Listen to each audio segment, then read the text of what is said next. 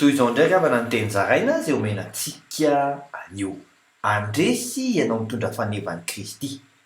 atsangana avy hatrany ny faneva ary sahia manonona fa efa any Kristy ny tanànanao ary efa resy ny sampy araka voasoratra amin'ny Jeremia 10:12 amin'ny anaran'i Jesosy hoe ambaranareo eny torio amin'ny firenena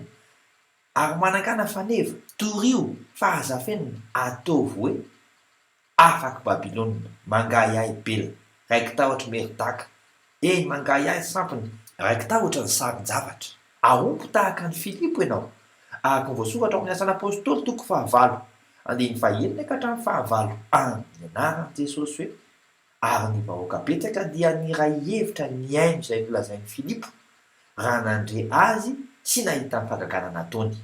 fa ny fanahy maloto niantso tamin'ny feo mahery dia nivoaka tamin'ny maro izay nanana azy ary maro marary ny paralesisa sy ny nandringa no nisy tranony dia nisy fifaliana lehibe tao amin'izany tanàna izany.